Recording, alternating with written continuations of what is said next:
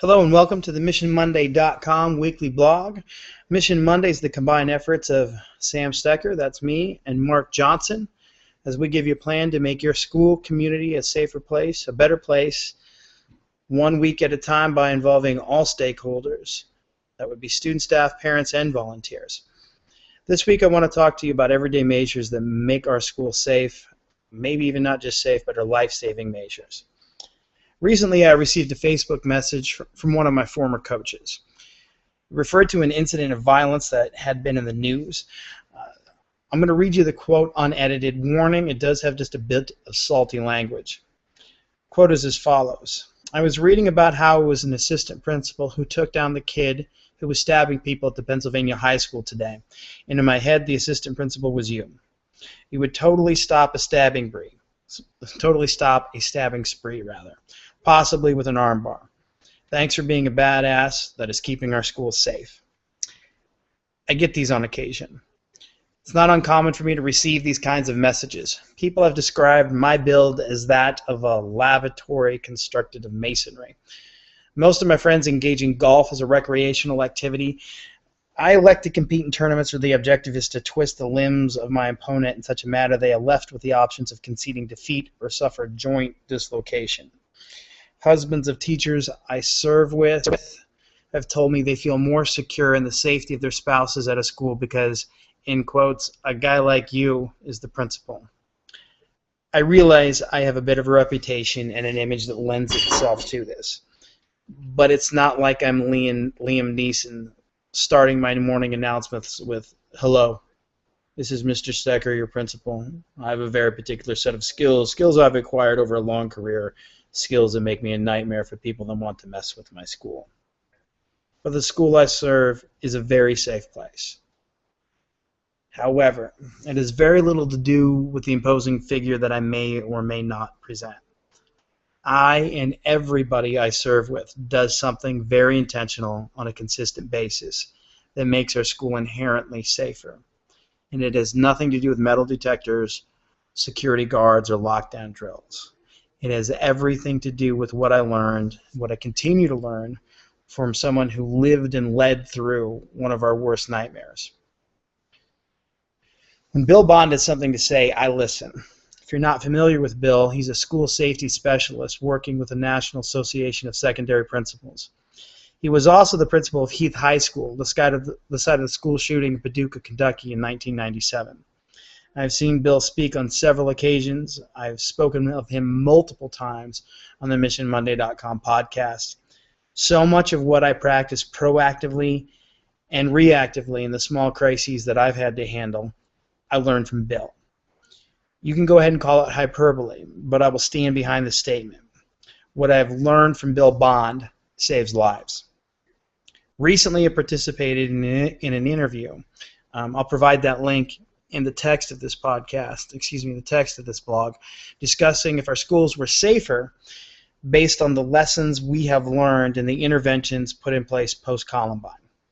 Bill was very blunt in stating the measures such as zero-tolerance policies and metal detectors do not make the difference in preventing acts of violence upon our schools.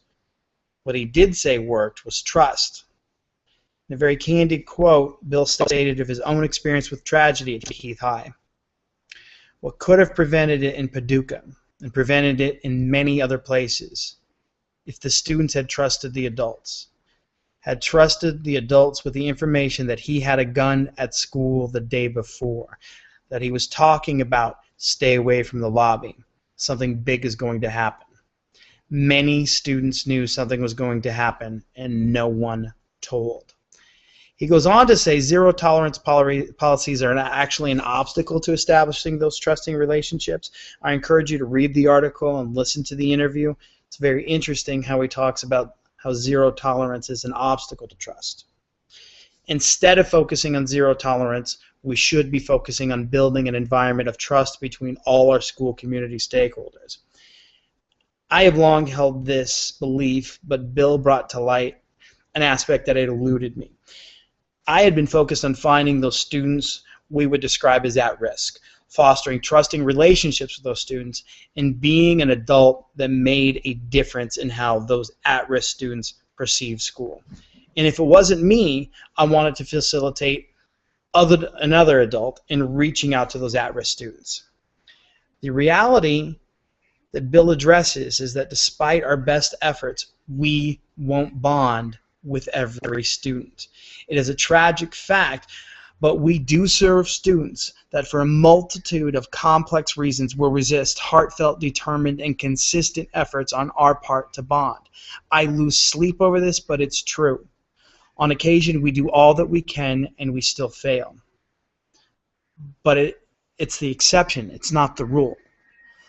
All those times we succeed in bonding with a child, any child, and fostering those bonds to school, we are engaged in a life-saving measure. Bill needed just one student to let an adult know something wasn't right. If just one student had said something to someone they trusted with the ability to set the right course of action in motion, lives could have been saved. What Bill made me realize is though I may fail to reach one student, I can help build a trusting relationship with scores of students every year. Every one of those relationships is someone who might say, Mr. Stecher, I don't want to get anybody in trouble, but there is no effort made towards fostering positive bonding to the school community that is a waste. I am humbled by the fact that I will fail at connecting with some student who desperately needs that connection. I know it's happened in the past. I know that it will happen again.